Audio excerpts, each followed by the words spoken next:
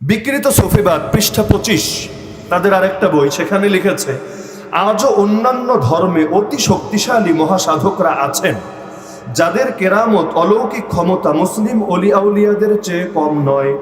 যে কেউ নির্দিষ্ট প্রক্রিয়ায় সাধনা করলে তার ফল পাবে, তার আত্মার শক্তি বৃদ্ধি পাবে, অদৃশ্যের গায়েবের অনেক খবর তার কাছে আসে। হিজবুত তাওহীদ কেন বাতিল দল, এটা বোঝা জরুরি। এ কারণে আমি বলছি না আপনাদের প্রত্যেকের কাছে তাদের দাওয়াত এসেছে, প্রত্যেকে সেই ফাঁদে পা দিয়েছেন, তবে সে আবার কেমন মুসলমান যে অন্য মুসলমানের জন্য কল্যাণকামী হয় না।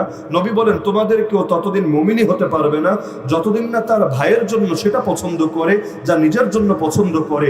আপনারা নিজের জন্য জান্নাত পছন্দ করেন না জাহান্নাম? কেউ আছেন নাকি যে জাহান্নামকে পছন্দ করেন? তো আপনি ততদিন ইমানদারি হতে পারবেন না যতদিন না সমস্ত মুসলমান ভাইয়ের জন্য জান্নাত পছন্দ করবেন, হেদায়েত পছন্দ করবেন। তা আপনি যদি মুসলমানদের ব্যাপারে জান্নাত আর হেদায়েতই পছন্দ করেন, আপনি কি জেনে বুঝে তাদেরকে গোমরা হতে দেবেন? আপনি কি বাতিলকে সমাজে ছড়িয়ে যেতে দেবেন? আপনার এলাকায় যদি কোনো বেশ্যা বাসা ভাড়া নেই, আপনি জানেন যুবকরা সেখানে মাঝে মধ্যে যায়, বিভিন্ন পেইড সার্ভিস সেখানে গিয়ে তারা গ্রহণ করে। তা আপনারা যারা সামাজিকভাবে অবস্থান আছে কিছুটা, আপনারা কি এটা চোখ খুলে খুলে দেখবেন নাকি এই বেশ্যাকে তার ঘর থেকে উচ্ছেদ করবেন? কেন? আপনি বেশ্যার বাড়িতে যান এমন না, কিন্তু তারপরও আপনি সতর্ক হবেন। এ কারণে আমিও যাব না, নিজেও গোমরা হব না, আমার পাড়ার কাউকে যেতেও দেব না। আমরা ফিতনাকে সমূলেই উৎপাটিত করব, কারণ কোনো অঙ্গ পচে গেলে শুরুতেই চিকিৎসা না করলে পচন সেখানে সীমাবদ্ধ থাকে না, ধীরে ধীরে সারা গায়ে ছড়িয়ে পড়ে। তো হিজবুত তাওহীদের কয়েকটা পয়েন্ট বলতে চাইলে কয়েক রাত লাগবে, তাও আলোচনা শেষ হবে না। আপনাদের ধৈর্য ফুরিয়ে যাবে, আমারটা ফুরাবে কি ফুরাবে না সেটা আলাদা বিষয়, তবে আপনাদেরটা ফুরিয়ে যাবে। তো সব পয়েন্ট আমি দেখাবো না, অল্প কয়েকটা পয়েন্ট তাদের বই থেকে আমি শুধু তুলে ধরবো, যেগুলো হক না বাতিল, ইমান না কুফুর, এটা আমার বিস্তারিত দলিল প্রমাণ দিয়ে বোঝাতে হবে না। যাদের কমন সেন্স আছে আর ইসলামের মৌলিক জ্ঞান, ফরজে আইন পরিমাণ জ্ঞান আছে, প্রত্যেকে নিজেরাই বুঝতে পারবেন যে এদেরকে হিজবুত তাওহীদ বললে এতে কি তাওহীদের সম্মান হয় না তাওহীদের অপমান? তারা তাদের বই মহাসত্যের আহ্বান পৃষ্ঠা 83 সেখানে লিখেছে ধর্ম ব্যবসায়ীরা ধর্মকেই বিভেদের প্রাচীর বানিয়ে রেখেছে।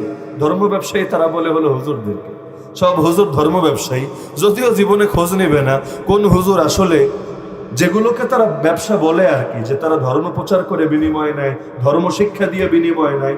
জিন্দিগিতে কয়জনের ব্যাপারে খোঁজ নিয়েছিল যেটা প্রচলিত বেতন আছে সেটাও কয়জনে নেই? এমন অনেক নাই, এমন কয়েক হাজার হুজুর দেশে নাই যারা মাদ্রাসা থেকে 1 পয়সা বেতন নেয় না? নাই। এমন ইমাম তো আমিও একাধিক দেখেছি, একজনকে দেখেছি 40 বছর ইমামতি করেছেন, 1 পয়সা মসজিদ থেকে নেয়নি। আচ্ছা, যদি নিত তাহলেও কি সেটা ধর্ম ব্যবসা হয়ে যেত? যদি বলেন হয়ে যেত, তাহলে যারা রাজনীতি করে, সরকার দেশ চালায়, তারা যে বেতন নেয় তাদেরকে কেন দেশ ব্যবসায়ী বলে না? মুক্তিযোদ্ধারা যে ভাতা নেয় সব দেশেই, তাদেরকে কেন মুক্তিযুদ্ধ ব্যবসায়ী বলে না? যারা চেতনার পক্ষে বিভিন্ন কথাবার্তা বলে, টকশোতে যায়, বুদ্ধি দেয়, বুদ্ধিজীবী যারা কলাম লেখে, বিভিন্ন সরকারের পরামর্শ দেয়, উপদেশ দেয়, উপদেষ্টা পরিষদ, তারা যে টাকা নেয় তাদেরকে কেন দেশ ব্যবসায়ী, চেতনা ব্যবসায়ী বলে না?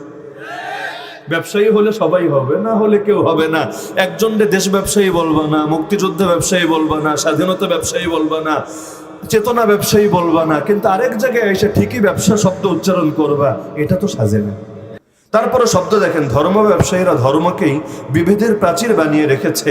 তারা অন্য ধর্মগুলোকে মিথ্যা এবং সেই ধর্মের অনুসারীদেরকে জাহান্নামী, কাফের বলে গালিগালাজ করে, অথচ সকল ধর্মই আল্লাহর প্রেরিত ধর্ম প্রবর্তক গণ তাই। মহাসত্যের আহ্বান পৃষ্ঠা 83 বিশ্লেষণ একটু পরে আসছি।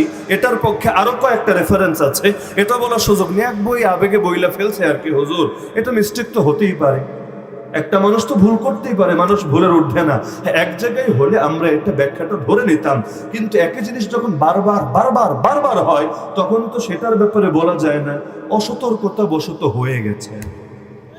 বিকৃত সুফিবাদ পৃষ্ঠা 25 তাদের আরেকটা বই, সেখানে লিখেছে আজও অন্যান্য ধর্মে অতি শক্তিশালী মহাসাধকরা আছেন যাদের কেরামত অলৌকিক ক্ষমতা মুসলিম অলি আউলিয়াদের চেয়ে কম নয়।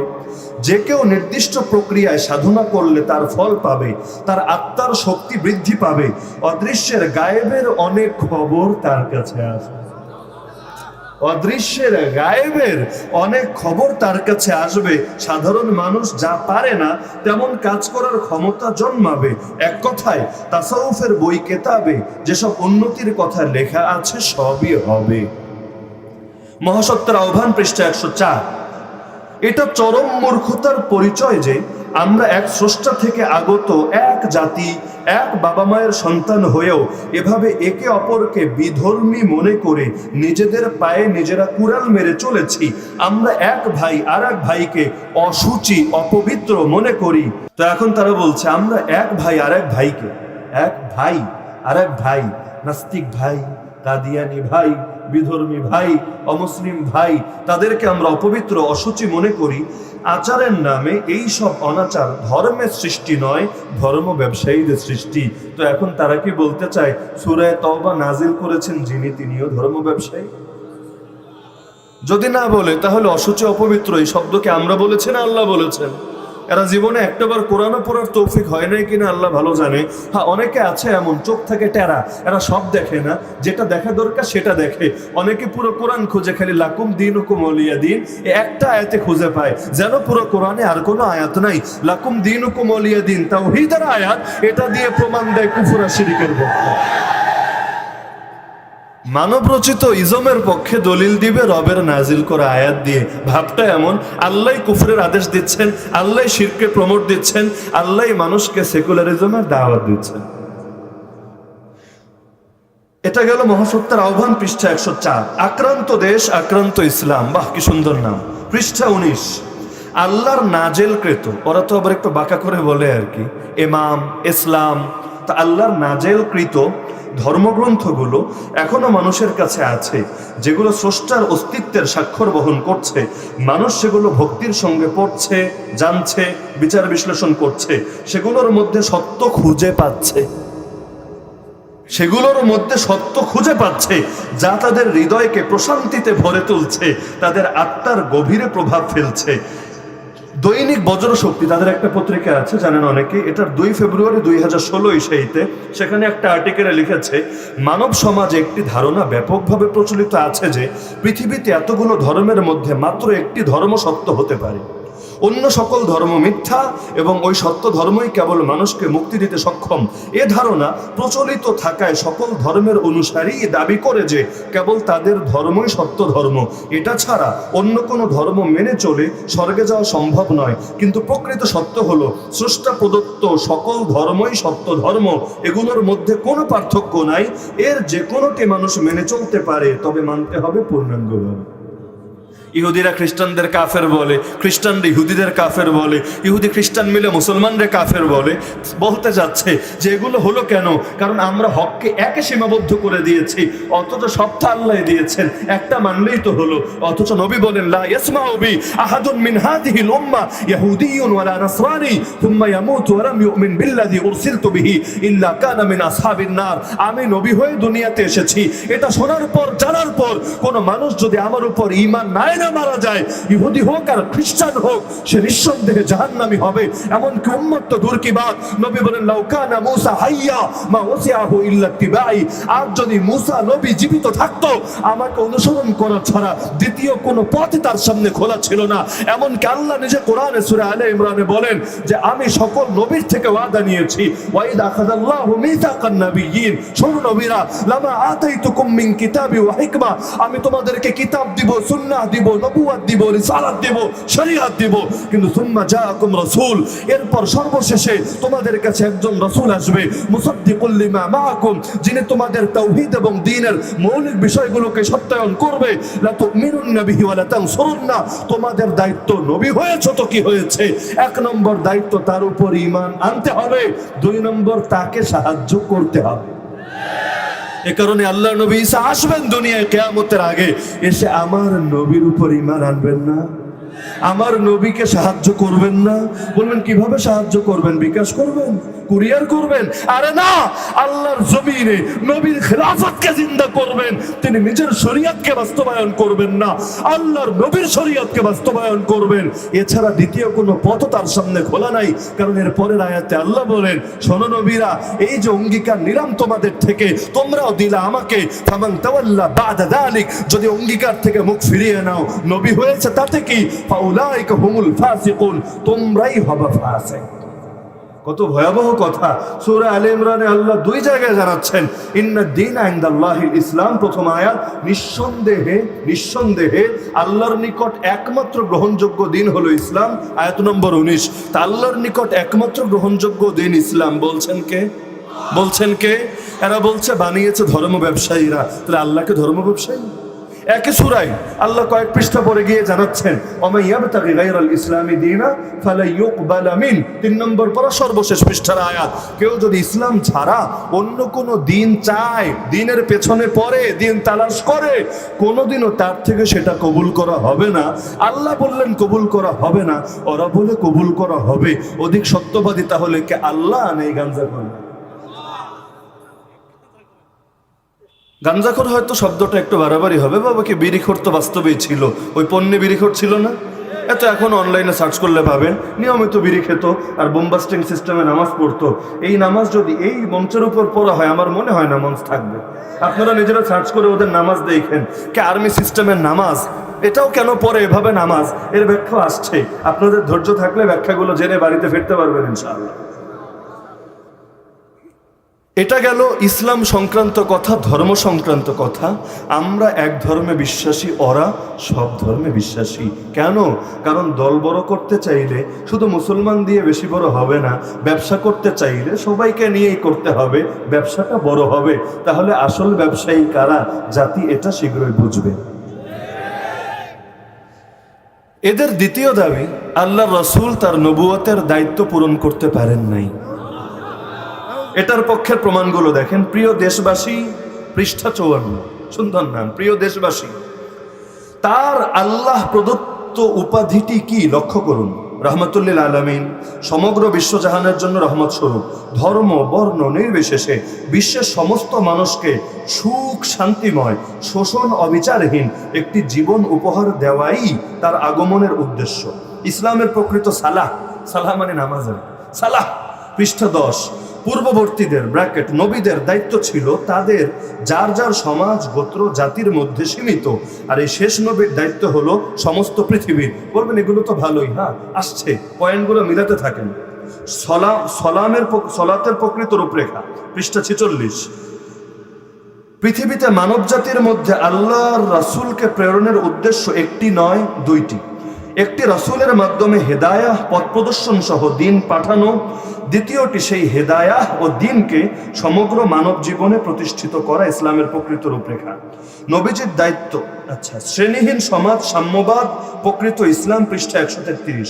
এই বিশাল দায়িত্ব যে এক জীবনে পালন করার প্রশ্নই আসে না, তা যিনি এ দায়িত্ব অর্পণ করেছেন তিনিও জানেন, আর যার উপর অর্পণ করা হয়েছে তিনিও জানেন।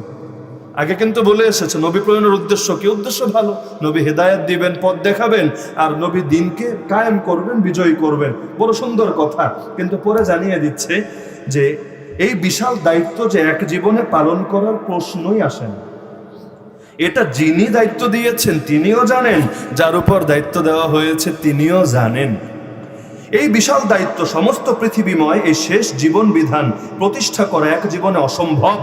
বিশ্বনবী তার জীবনের 23 বছরে সমস্ত আরব উপদ্বীপে এই শেষ জীবন বিধান প্রতিষ্ঠা করলেন। ইসলামের শেষ সংস্করণ মানব জীবনের একটি অংশে প্রতিষ্ঠিত হলো, কিন্তু তার উপর আল্লাহর দেওয়া দায়িত্ব পূর্ণ না। তার দায়িত্ব সমস্ত পৃথিবী, সমস্ত মানব জাতি। এর আগে কোন নবীর উপর সম্পূর্ণ মানব জাতির দায়িত্ব অর্পিত হয়নি। যতদিন সম্পূর্ণ মানব জাতির উপর এই শেষ দায়িত্ব অর্পিত হয় নাই, ততদিন পর্যন্ত তাদের জন্য সুযোগ ছিল। যখন দায়িত্ব অর্পিত হয়েছে তখন আর সুযোগ কোথায়? এরপরের পয়েন্ট, যতদিন সম্পূর্ণ মানব জাতির উপরে শেষ জীবন জাতীয়ভাবে প্রতিষ্ঠিত না হবে, ততদিন মানুষ জাতি আজকের মতোই অশান্তি, যুদ্ধ বিগ্রহ, অবিচারের মধ্যে ডুবে থাকবে। শান্তি, ইসলাম আসবে না এবং বিশ্বনবীর উপর আল্লাহর দেওয়া দায়িত্ব পূর্ণ হবে না। আল্লাহর দেওয়া দায়িত্ব পূরণ করতে কন্যিকে এগিয়ে আসতে হবে, আল্লাহর দেওয়া দায়িত্ব পূরণ করতে সেলিমকে এগিয়ে আসতে হবে, না হলে নবীর দায়িত্ব অপূর্ণ থেকে যাবে। সে যদি কামটা কইরা দেয় আর কি, নবী আল্লাহর কাছে দায়িত্ব পূরণ হয়েছে এটার জন্য নবী পুরস্কৃত হবে, না হলে নবী ফাইসে যাবে। এখানে শেষ না, ইসলাম শুধু নাম থাকবে। পৃষ্ঠা 104 105 বইয়ের নামগুলো শুনবেন না। যখন আল্লাহ রসুল সাল্লাল্লাহু সাল্লাম লেখেন, লিখছে দ মানে দুরুদ, এই দুনিয়া থেকে চলে গেলেন, তখন ওই দায়িত্ব স্বভাবতই এসে পড়লো তার গঠন করা জাতিটির উপর, অর্থাৎ উম্মতে মুহাম্মাদের উপর। কারণ রসুলের উপর আল্লাহর দেওয়া দায়িত্ব তখনও পূর্ণ হয় নাই। নবী চোখ বন্ধ করেছেন, নবীর দায়িত্ব পূরণ হয় নাই। তাহলে সূরা নাসর কি? ইযা জাআ নাসরুল্লাহি ওয়াল ফাতহ ওয়ারাইতান নাস ইয়াদখুলুনা ফি দীনিল্লাহি আফওয়াজা। আল্লাহ নবীকে কেন পাঠিয়েছেন? নিজেই কোরআনের 3 জায়গায় বলেছেন, পাঠিয়েছি লিউযহিরাহু আলা দ্বীনি কুল্লি, যেন সেই রাসূল দুনিয়াতে এসে ইসলামকে বিজয়ী করেন, প্রতিষ্ঠিত করেন বাকি সব ধর্ম মতবাদ মতাদর্শের উপর। আল্লাহ তাআলা এটা তার জীবনের শুরুতেই জানিয়ে দিলেন, জীবনের শেষে বললেন ইযা জাআ নাসরুল্লাহি ওয়াল ফাতহ, যখন আসবে আল্লাহর সাহায্য এবং বিজয়, ওয়ারাইতান নাস ইয়াদখুলুনা ফি দীনিল্লাহি আফওয়াজা, তুমি দেখবে মানুষ দলে দলে আল্লাহর দ্বীনে প্রবেশ করছে। ফাসাব্বিহ বিহামদি রাব্বিকা ওয়াস্তাগফির, তখন তোমার রবের প্রশংসা সহ তাসবিহ পাঠ করতে থাকো আর ক্ষমা চাইতে থাকো। ইন্নাহু কানা তাওয়াবা, তিনি তোমার তওবা কবুল করবেন। নবীর উপর এই সূরা নাজিল হলো, নবী সাহাবেদেরকে পড়ে শোনালেন, সবাই তো খুশি, আল্লাহ সাহায্যের কথা বলছেন, বিজয়ের কথা বলছেন, কিন্তু একটা মানুষ কাঁদতে শুরু করে দিলেন। কে তিনি? আবু বকর রাদিয়াল্লাহু আনহু। জবাব খুব কম মানুষ দিয়েছেন। এই সূরাগুলো তো সারা জীবন নামাজে পড়লেন, একটাবার কি দিলে জানতে মনে চাই নাই নামাজে আমি কি পড়ছি, আল্লাহর সামনে দাঁড়িয়ে মুখ দিয়ে কি বলছি? ইসলাম তো কোনো মন্ত্র না যে খালি জপে যাবেন। দিল থেকে যদি পড়তে পারেন তাহলে ঈমান, এক একটা আয়াত পড়বেন আর দিলে ঈমান বাড়বে। ওয়াইদা তুলিয়াত আলাইহিম আয়াতু যাতাতুম ঈমানা, কোরআন তেলাওয়াত হলে ঈমান বাড়ে, এটা আল্লাহ বলেছেন। কখন বাড়বে? যখন মহব্বতের সঙ্গে দিল লাগিয়ে পড়বেন, তখনই না বাড়বে। সারা জীবন ফাতিহা পড়লেন, ফাতিহায় কি বলেছে জানলেনই না, অথচ এই 4টা 5টা 10টা সূরায় কি বলা হয়েছিল এটা জানতে কয়দিন হুজুরের কাছে যাওয়া লাগতো, কয়দিন নিজেকে ছোট করা লাগতো। যদি 10টা দিনও করতেন, অন্তত এতটুকু আপনার সামনে পরিষ্কার হয়ে যেত। তো কথা এখানেই শেষ না, ইসলাম শুধু নাম থাকবে। পৃষ্ঠা 104 105। তো এখানে এসে জানালো যে যখন আল্লাহ নবী দুনিয়া থেকে চলে গেলেন, তখন ওই দায়িত্ব স্বভাবতই এসে পড়লো তার গঠন করা জাতিটির উপর, অর্থাৎ উম্মতে মুহাম্মাদের উপর। কারণ রাসূলের উপর আল্লাহর দেওয়া দায়িত্ব তখনও পূর্ণ হয় নাই। চোখ বন্ধ করেছেন, দায়িত্ব পূরণ হয় নাই। শুধু আরব দেশটাকে আল্লাহর আইনের শাসনের মধ্যে আনা হয়েছে, বাকি পৃথিবী মানুষের তৈরি আইনের অধীনে চলছে। আকীদা পৃষ্ঠা 19। বিশ্বনবীর উপর আল্লাহর দেওয়া দায়িত্বকে যারা মাঝ পথে স্তব্ধ করে দিয়েছিলেন, তারা আল্লাহর দেওয়া বিশ্বনবীর উপাধি রহমাতুল লিল আলামিনকেও পূর্ণ হতে দেন নাই। হায় রে, রহমাতুল লিল আলামিন উপাধিটাও পূরণ হয় নাই। এটা পূরণ করতেও ওদেরকে এগিয়ে আসতে হবে। শ্রেণীহীন সমাজ, সাম্যবাদ, প্রকৃত ইসলাম পৃষ্ঠা 115। আল্লাহ রাসূল আংশিকভাবে তার দায়িত্ব পূর্ণ করে চলে গেলেন এবং তার বাকি কাজ পূর্ণ করার ভার দিয়ে গেলেন তার সৃষ্ট জাতির উপর, তার উম্মার উপর। মুহাম্মদ সাল্লাল্লাহু আলাইহি ওয়াসাল্লাম তার সৃষ্ট জাতিকে গভীরভাবে উপলব্ধি করিয়ে গেলেন যে তার অসমাপ্ত কাজ সমাপ্ত করার দায়িত্ব তারপরে তাদের উপর সম্পূর্ণভাবে অর্পিত হবে। একই বই 148 পৃষ্ঠা। যতদিন ওই দায়িত্ব পূর্ণ করা না হবে, ততদিন তার উপর আল্লাহর দেওয়া দায়িত্ব অপূর্ণ অসমাপ্ত থেকে যাবে। তাই তিনি এমন একটি জাতি সৃষ্টি করলেন, পৃথিবী থেকে তার চলে যাওয়ার পরও সে জাতি তার উপর আল্লাহর দেওয়া দায়িত্ব পূর্ণ করার জন্য তারই মতো সশস্ত্র সংগ্রাম চালিয়ে যাবে। এই জাতি হলো তার উম্মতে মুহাম্মাদি, মুহাম্মাদের জাতি। আকীদা পৃষ্ঠা 12। এ জাতির পায়ে লুটিয়ে পড়বে বিশ্ব পৃষ্ঠা 75। এই শেষজনের দায়িত্ব হলো এত বিরাট যে এক জীবনে তা পূর্ণ করে যাওয়া অসম্ভব। অথচ যতদিন ওই দায়িত্ব পূর্ণ করা না হবে, ততদিন তার উপর আল্লাহর দেওয়া দায়িত্ব অপূর্ণ অসমাপ্ত থেকে যাবে। তাই তিনি এমন একটি জাতি সৃষ্টি করলেন, পৃথিবী থেকে তার চলে যাওয়ার পরও সে জাতি তার উপর দেওয়া দায়িত্ব কাজ চালিয়ে যাবে। এটা বলতে বলতে তাদের প্রাণপ্রিয় নেতার অসমাপ্ত কাজ পূর্ণ করতে দেশ ছেড়ে বাইরে বেরিয়ে পড়েছিলেন। বিকৃত সফিবাদ পৃষ্ঠা 10। ওই উম্মাহ বিশ্বনবীর ওফাতের সঙ্গে সঙ্গে তাদের পার্থিব সবকিছু কোরবান করে তাদের নেতার উপর আল্লাহর দেওয়া দায়িত্ব পূর্ণ করতে আবু বকরের হুকুমে দেশ থেকে বের হয়ে পড়েছিলেন। ইসলাম শুধু নাম থাকবে পৃষ্ঠা 26। তো এতটুকুও তো ভালো মনে হয়। হ্যাঁ, নবী যতটুকু করলেন সাহাবীরা বের হয়ে গেলেন, শুনতে ভালো মনে হয় না? কিন্তু এখানের 20টা পাওয়া যায়, এ জাতির পায়ে লুটিয়ে পড়বে বিশ্ব, পৃষ্ঠা 79। অর্ধেক পৃথিবীতে দিন প্রতিষ্ঠা করার পরপরই ওই জাতি করলো সর্বনাশা কাজ। অর্ধেক পৃথিবীতে দিন প্রতিষ্ঠা কার হাতে হয়েছে জানেন তো? নাম কি তার? নাম কি তার? তো এই ভালো কামটা করার পর করেছেন সর্বনাশা কাজ। হঠাৎ তারা ভুলে গেল তাদের উপর আল্লাহ ও তার রাসূলের অর্পিত দায়িত্ব। তারা সারা পৃথিবীতে শান্তি প্রতিষ্ঠার লক্ষ্যে আল্লাহর সত্য দিন প্রতিষ্ঠা জেহাদ ত্যাগ করলো, যে কাজ করার জন্য এই জাতিকে সৃষ্টি করা হয়েছে। অথচ সহিহ মুসলিমের হাদিসে সহিভাবে প্রমাণিত, দাজ্জাল ধ্বংস হওয়ার পর্যন্ত এক মুহূর্তের জন্য জিহাদ বন্ধ হবে না। তো জিহাদ বন্ধ হয়ে গেল কিভাবে? অর্ধজাহানে পূরণ হওয়ার পরে যদি জিহাদ বন্ধই হয়ে যায়, বাকি দুনিয়া ইসলাম ছড়ালো কিভাবে? রাসূল চলে যাওয়ার পরে জাতির খলিফাগণে উম্মার হাল ধরলেন, তখন তারাই হলেন জাতির ইমাম। এই খেলাফতের ধারাবাহিকতার সূত্র কখনো ছিন্ন হওয়ার কথা ছিল না, কিন্তু দুর্ভাগ্যক্রমে তাই হলো। 30 বছরের মধ্যে জাতির আকীদায় বিকৃতি প্রবেশ করায় ইসলামের প্রকৃত খেলাফত লুপ্ত হয়ে গেল, জন্ম হলো রাজতন্ত্রের। তার মানে এটার আলোকে বলতে হবে 30 বছরের পরে যারা এসেছেন সবাই রাজতন্ত্রের উপর চলেছেন, তাহলে মুআবিয়া রাদিয়াল্লাহু আনহু রাজতান্ত্রিক শাসক ছিলেন। আল্লাহর নবী সাহাবী, যাকে আল্লাহ রাদিয়াল্লাহু আনহু বলেন, যার ব্যাপারে নবী দোয়া করেন আল্লাহুম্মা জাআলহু হাদিয়াম মাহদিয়া ওয়াহদি বিহি, আয় আল্লাহ তারে হেদায়েত দানকারী বানান, তারেও হেদায়েত দেন, তার দ্বারা মানুষকেও হেদায়েত দেন। যিনি ওহী লিখেছেন, যার লেখা ওহী আজও আপনি পড়ে ইসলাম শেখেন, বলতে হবে তিনি রাজতন্ত্রের ধ্বজাধারী। নাউযুবিল্লাহি মিন যালিক। কি আপনাদের মধ্যে আছে নাকি এই চেতনা যে ছেলেরা বানায় গেছে তাহলে তো রাজতন্ত্র হবেই? ছেলেরা বানালেই অটো রাজতন্ত্র হয় না, বরং যদি এই মূলনীতিতে বিশ্বাসী হন, ছেলে যোগ্য হোক বা অযোগ্য, সর্বাবস্থায় ছেলেই পাবে বাপের রাজত্ব, এটাকে মালিকানা ভুক্ত নিজের সম্পত্তির মতো বানিয়ে ফেলা হয়, সেটাকে বলা হয় রাজতন্ত্র। আমির মুআবিয়া তারপর ইয়াজিদকে যে ওলিয়ে আহাদ বা মনোনয়ন দিয়ে গিয়েছিলেন, নিজের ইচ্ছায় তো দেন নাই, তাকে তো বড় বড় সাহাবীরা পরামর্শ দিয়েছিলেন, তার জামানায় তো বায়াত দিয়েছিলেন। মদিনার সাহাবী বাদে, অল্প কিছু সাহাবী বাদে, কিছু অঞ্চলের সাহাবী বাদে, শামে যে সাহাবীরাও ছিলেন ব্যাপকভাবে তো বায়াত দিয়েছিলেন। রাজতন্ত্র যদি হয় তাহলে বাপের কথাই চূড়ান্ত, এখানে কারো বায়াত টায়াত কিচ্ছু লাগে না। আর আগের খলিফা কাউকে মনোনয়ন দিয়ে গেলেই শত খলিফা হয় না, তিনি মারা যাওয়ার পর আবার পুনরায় বায়াত দিতে হয়। যদি উম্মত বলে বায়াত দেব না, আগের মনোনয়নে কিচ্ছু আসে যায় না। আবু বকর রাদিয়াল্লাহু আনহু ওমরকে মনোনয়ন দিয়ে গিয়েছেন, যদি আবু বকরের ওফাতের পর উম্মত ওমরকে বায়াত না দিত, বলতো না এটা মানি না, তাহলে খলিফার প্রস্তাবটা একটা প্রস্তাব হিসাবেই থাকতো, চূড়ান্ত সিদ্ধান্ত হিসাবে বর্তাতো না। তো মুআবিয়া রাদিয়াল্লাহু আনহু যেটা করেছিলেন, এটা খেলাফতের রাশেদের আদর্শ ছিল না, এটা ঠিক। এটা নিয়ে সাহাবীরাও আপত্তি তুলেছিলেন, তাও ঠিক। আশারায়ে মুবাশশারার জনক সাহাবীও এটা নিয়ে কথা বলেছিলেন, তাও ঠিক। তাই বলে এটাকে নাম রাজতন্ত্র দিয়ে দিবেন আর তাকে তন্ত্র মন্ত্রের ধ্বজাধারী বানিয়ে দিবেন, এটা তো জায়েজ নেই। আর খেলাফত হারিয়ে গিয়েছে না, খেলাফতে রাশেদার বয়স 30 বছরে সমাপ্ত হয়েছে, দুটো কিন্তু এক কথা না। খেলাফতে রাশেদা এটা হলো এমন খেলাফত যেটা পরিপূর্ণ নবীর আদর্শে হয়, হুবহু।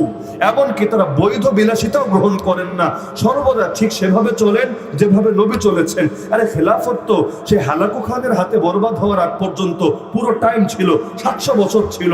আবার হালাকু খানদের হাতে পতনের পরও আবার পুনরায় খেলাফত প্রতিষ্ঠিত হলো 1924-এ। অটোমান এম্পায়ারের পতনের আগ পর্যন্ত পুরো টাইম খেলাফত ছিল। তাহলে খেলাফত 30 বছর ছিল, এই কথা কে বললো? তাহলে দাবি করছে যে 30 বছরের মধ্যে শেষ, তারপর রাজতন্ত্র আসলো।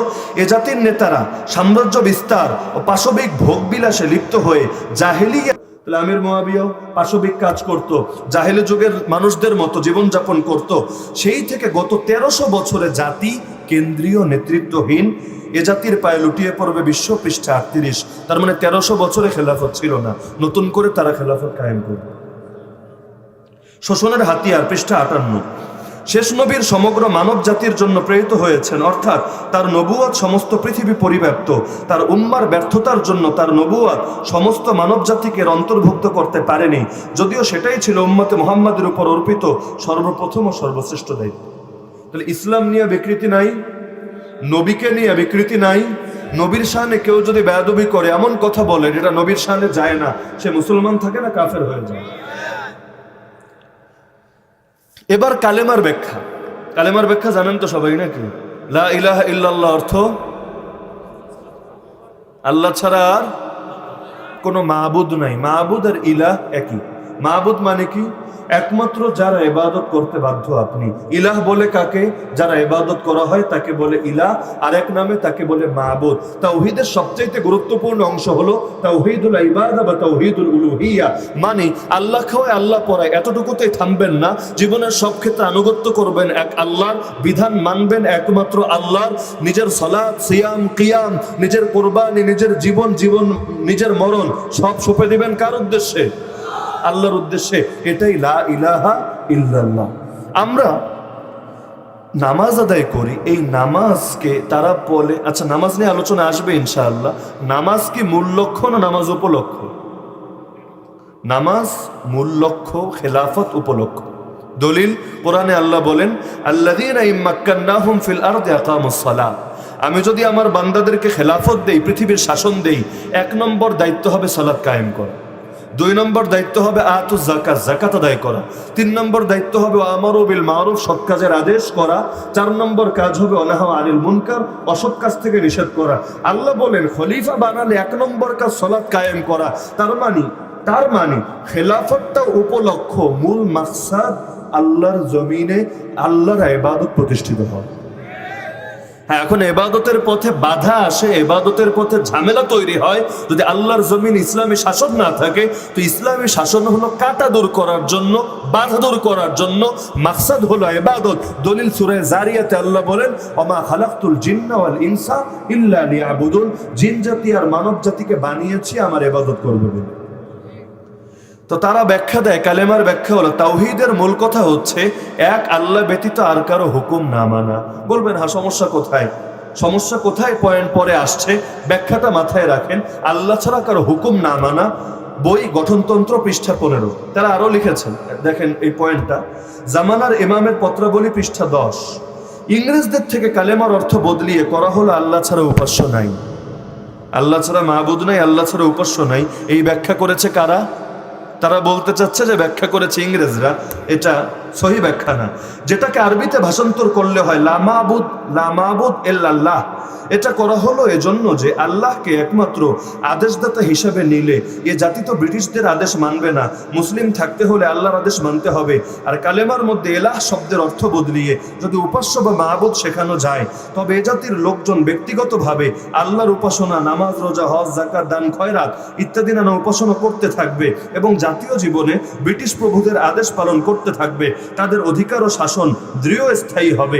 এই উদ্দেশ্যই বিকৃত ইসলামে নামাজ রোজা হজ যাকাত আত্মার পরিচ্ছন্নতার জন্য নানা রকম ঘষা মাজা, আধ্যাত্মিক উন্নতির উপর গুরুত্ব প্রাধান্য দেওয়া হলো, কারণ এরাও ইবাদত উপাসনা নিয়ে যত বেশি ব্যস্ত থাকবে ব্রিটিশরা তত নিরাপদ হবে। তাহলে এখানে এসে আল্লাহর হুকুম মানে আল্লাহর আনুগত্য করাকে আলাদা করে দিল, নামাজ রোজাকে আলাদা করে দিল, অথচ আল্লাহর হুকুম মানে আল্লাহর আনুগত্য করা সেটাও ইবাদত, নামাজ রোজা এটাও ইবাদত। একটারে ধরে আরেকটার বিরুদ্ধে দাঁড় করানো, এটা হলো গোমরাহি। দাওয়াতকে ধরে আত্মশুদ্ধির মোকাবেলায় দাঁড় করানো, আত্মশুদ্ধিকে ধরে ইলমের মোকাবেলায় দাঁড় করানো, অথবা দাওয়াতকে জিহাদের মোকাবেলায় দাঁড় করানো, তাসাউফকে জিহাদের মোকাবেলায় দাঁড় করানো, এগুলো নিঃসন্দেহে গোমরাহি। ইসলাম চলতে চাইলে ইলমও লাগবে, ইসলাম আগাতে চাইলে দাওয়াতও লাগবে, ইসলাম আগাতে চাইলে তাজকিয়াও লাগবে, ইসলাম আগাতে চাইলে জিহাদও লাগবে। গাড়ি চলতে চাইলে চাকা সব ঠিক থাকা লাগবে। এক চাকা অনেক দামি, আর এক চাকার খবরই নাই, এই গাড়ি কোনোদিন আগাবে না। ইসলামের একটা ধরবা, একটা ছাড়বা, একটার মোকাবেলায় আরেকটাকে দাঁড় করবা। এটা বড় জিহাদ, এটা ছোট জিহাদ। তাসাউফ বড় জিহাদ, দাওয়াত বড় জিহাদ, আর ময়দানের জিহাদ ছোট জিহাদ। এভাবে মোকাবেলায় দাঁড় করার অধিকার তোমাকে কে দিল? যে ময়দানে যাবে তারও নফসের জিহাদ লাগবে, আর যে ঘরে থাকবে তারও ময়দানের জিহাদ লাগবে। যে ময়দানে যাবে সে যাতে শুধু দৃশ্যমান শত্রুর বিরুদ্ধে লড়াই না করে, নফসের বিরুদ্ধেও লড়াই করে। এই কারণে নবী নফসের জিহাদের কথাও বলেছেন। এজন্য বলেন নাই হাত পা গুটিয়ে বসে থাকবে, আল্লাহর জমিন আল্লাহর দিন কায়েম থেকে বিরত থাকবে। তো এখন কালেমার মধ্যে তো সবই আছে, কিন্তু সীমাবদ্ধ করে দিল খালি হুকুম মানার সাথে, আর খাটো করে ফেললো নামাজ রোজাকে। ওই সেলিমের দাঁড়িয়ে আছেনি মুখে, ওরে প্রশ্ন করা হয়েছিল, সাংবাদিক, এটা ভিডিও পাবেন, সাংবাদিক প্রশ্ন করেছিল আপনি দাড়ি রাখেন না কেন, আপনি হজেও যান না, কি জন্য? সে বলেছিল এই ধর্ম ব্যবসায়ীদেরকে শিক্ষা দেওয়ার জন্য। এরা খালি দাড়ি নিয়ে ঘুরে আছে, এরা খালি ওই মেসওয়াক নিয়ে, তসবিহ নিয়ে, পর্দা পশিদা নিয়ে পড়ে আছে। তা আমি এদেরকে মেসেজটা দিতে চাই, দিন কায়েম হলো আসল মাকসাদ। যেদিন দিন কায়েম হবে সেদিন সবই ঠিক হয়ে যাবে, তখন আমি হজ করব, তখন আমি সব করব। এই ধর্ম ব্যবসায়ীগুলোর শিক্ষা দেওয়ার লেগে আমি ক্লিন শিট করি। কি সুন্দর ব্যাখ্যা।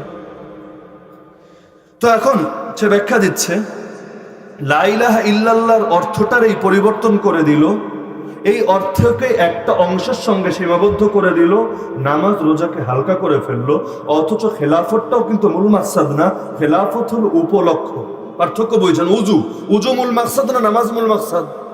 গোসল মূল মাকসাদ না নামাজ মূল মাকসাদ? বিমানের টিকিট কাটা মূল মাকসাদ না হজ করা মূল মাকসাদ?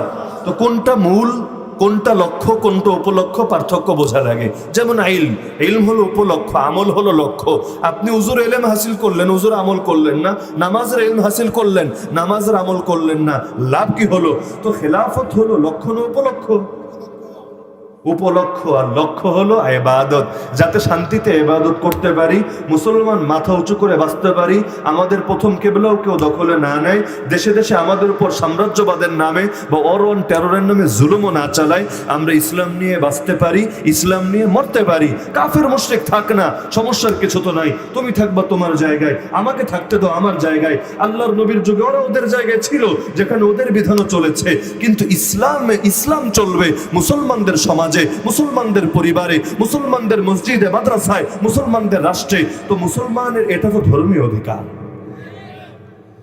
এখন কালেমার ব্যাখ্যা যেহেতু পাল্টেছে, তো ইসলামও পাল্টে যাবে। এখন ব্যাখ্যা দিচ্ছে, ইসলাম শুধু নাম থাকবে, পৃষ্ঠা 61। প্রকৃত ইসলাম 1300 বছর আগেই হারিয়ে গেছে। তাহলে আপনারা কি মুসলমান বুঝেন? তো প্রকৃত ইসলাম যদি হারায় যায়, তাহলে আপনারা অপকৃত ইসলামের উপর আছেন। অপকৃত ইসলামের উপর যারা থাকে এদের মুসলমান বলে না মুনাফিক বলে? আচ্ছা, আসুন সিস্টেমকে পাল্টাই। পৃষ্ঠা 11। প্রকৃত ইসলাম হারিয়ে গেছে রাসূলুল্লাহর 60-70 বছর পরেই। এটা আবার ব্যাখ্যা করে নবীর এক হাদিসের অপব্যাখ্যা করে। নবী জানিয়েছেন এই উম্মতের গড় আয়ু 60 থেকে 70 বছরের মাঝে। এটার ব্যাখ্যা দেয়, উম্মতের আয়ু মানে কি? যে উম্মত 60-70 বছর পর উম্মত থাকবে না, এগুলো হবে উম্মত নামের কলঙ্ক। নাউযুবিল্লাহি মিন যালিক।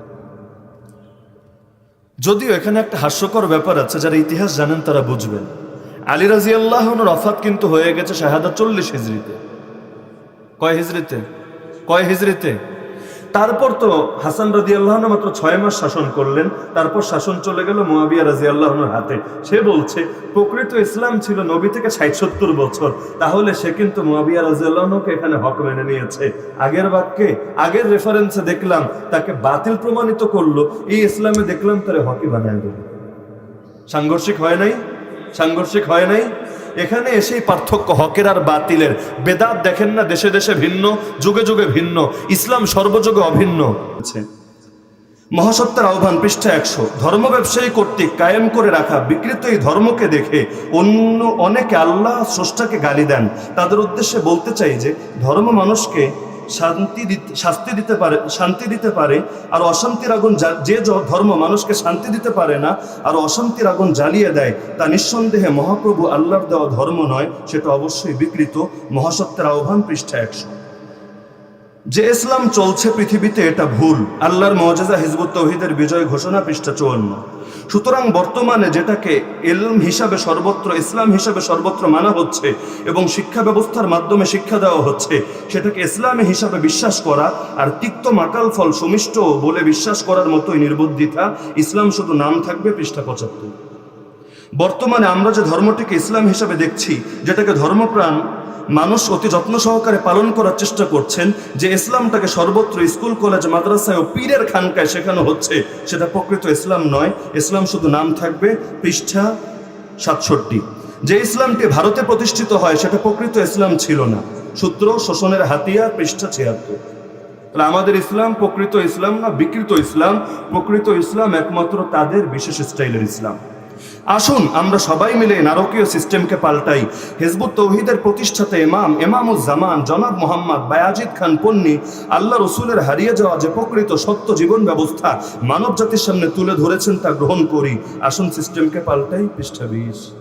মূল কথা বের হচ্ছে নাকি? এখন মনে রাখতে হবে, বর্তমানে মাদ্রাসা, মক্তব, মসজিদ, খানকায়, স্কুল, কলেজে যে ইসলামটা চলছে, আমরা সেই ইসলামের কথা বলছি না। চলমান সংকট নিরসনে হিজবুত তাওহীদের প্রস্তাবনা, পৃষ্ঠা 8।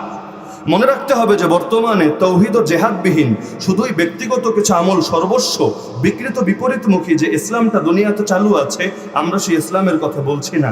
আসুন সিস্টেমকে পাল্টাই, পৃষ্ঠা 5। আমরা আহ্বান করছি বর্তমানে চালু ইসলামটা আসলে আল্লাহ রসুলের ইসলামই নয়, খ্রিস্টান ইসলাম। এই শব্দ আমার জীবনে প্রথম, খ্রিস্টান ইসলাম।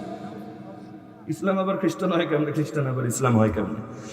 এই খ্রিস্টান ইসলাম পরিত্যাগ করে, প্রত্যাখ্যান করে আবার আল্লাহ রসুলের প্রকৃত ইসলামে প্রবেশ করতে হবে। ইসলামের প্রকৃত রূপরেখা, পৃষ্ঠা 22। কিন্তু সেই হারিয়ে যাওয়া প্রকৃত ইসলাম মহান আল্লাহ আবার দয়া করে টাঙ্গাইলের ঐতিহ্যবাহী পন্নী পরিবারের সন্তান, জামানার ইমামুজ জামান জনাব মোহাম্মদ বায়াজিদ খান পন্নীকে বুঝিয়ে দিয়েছেন জঙ্গিবাদ সংকট সমাধানের উপায়, পৃষ্ঠা 50।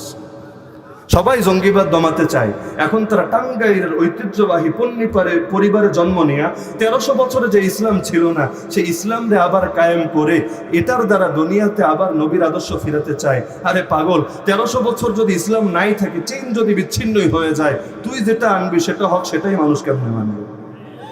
নবী জানিয়েছেন ইন্নাল্লাহ লা ইয়াজমা উম্মতি আলা দালালা, আল্লাহ উম্মতরে কখনো গোমরাহের উপর এক করবেন না।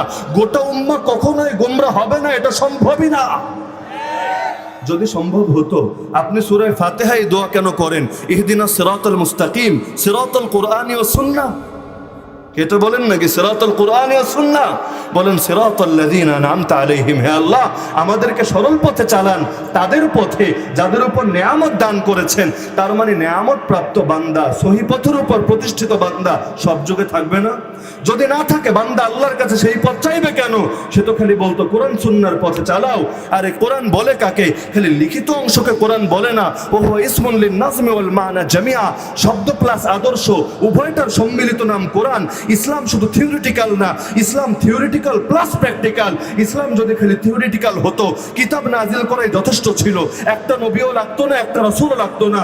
অথচ কিতাব সব মিলিয়ে কয়টা? নবী তো লাখ লাখ। এত নবী রাসূল কেন আসলেন? তার মানে হক সর্বদা প্র্যাকটিক্যাল ভাবে দুনিয়ায় জিন্দা থাকবে। না হলে যদি প্র্যাকটিক্যাল ভাবে না থাকে, কাদিয়ানিও তো কোরআন দিয়ে দলিল দেয়, খ্রিস্টান মিশনারিও তো কোরআন দিয়ে দলিল দেয়। কোনটা হক কোনটা বাতিল আলাদা করবো কিভাবে? আরে আলাদা তো করবোই প্র্যাকটিক্যাল রূপ দিয়ে। তো যার কারণে উম্মার ইজমা, সর্বসম্মত মত, সর্বসম্মত আমল। কোরআন যেমন অকাট্য দলিল, এটাও অকাট্য দলিল, কারণ কোরআন হাদিস উভয়টার অকাট্য বহু প্রমাণ দ্বারা প্রতিষ্ঠিত। উম্মাত কখনো একসঙ্গে গোমরাহ হবে না, গোমরাহের উপর ঐক্যবদ্ধ হবে না, হতে পারে না। প্রচলিত বিকৃত ইসলাম দিয়ে অপরাধহীন, অবিচারহীন পবিত্র সমাজ গঠন করার চিন্তাও হাস্যকর। সেটা সম্ভব শুধু আল্লাহ প্রেরিত অবিমিশ্র সত্য ধর্মাদর্শ দিয়ে, যা অনাবিল, অবিকৃত, স্বচ্ছ, হৃদয়গ্রাহী, প্রাকৃতিক, সকলের বোধগম্য, যা আলো বাতাসের ন্যায় ধর্ম, বর্ণ, দেশ ও জাতি নির্বিশেষে সকল মানুষের জন্য অবারিত, উপযোগী, সহজ ও সরল, যা কোনো বিশেষ শ্রেণীর কুক্ষিগত নয়। আল্লাহর দয়ায় সেই প্রকৃত ধর্মাদর্শ আমাদের কাছে আছে, যা পুনঃ পুনঃ উল্লেখ ইতিপূর্বে করা হয়েছে। আল্লাহর অতি দয়া করে তার প্রকৃত জামানা ইমাম জনাব মোহাম্মদ বায়াজিদ খান পন্নীকে বুঝিয়েছেন হিজবুত তাওহীদ সেই প্রকৃত ইসলামের ধারক। আগেরটা জঙ্গিবাদ সংকট, পৃষ্ঠা 49, এটা আদর্শিক লড়াই, পৃষ্ঠা 15। একই বই, পৃষ্ঠা 14, না মহাসত্যের আহ্বান, পৃষ্ঠা 14। তিনি ইসলামের যে রূপ মানুষের সামনে তুলে ধরেছেন, তিনি মানে পন্নী, সেটাই যে আল্লাহ রসুলের প্রকৃত ইসলাম, তা আল্লাহ এক বিরাট মুজিজা বা অলৌকিক ঘটনার মাধ্যমে সত্যায়ন করেছে। আচ্ছা, মুজিজা আসে কি ওলির না নবীর? সাহাবীর হাতে অলৌকিক কিছু প্রকাশ পেলেও সেটাকে মুজিজা বলে। আল্লাহর খলিফা মাহদির হাতেও যেটা প্রকাশ পাবে এটাকে মুজিজা বলবে না কারামত? মুজিজা হয় কার? বলেন না, পয়েন্ট বোঝা লাগবে। মুজিজা হয় কার? তো যদি বায়েজিদ খান পন্নীর হাতে আল্লাহ মুজিজার প্রকাশ ঘটান, এর দ্বারা তারা কি বোঝায়? বায়েজিদ খান কি ওলি না নবী?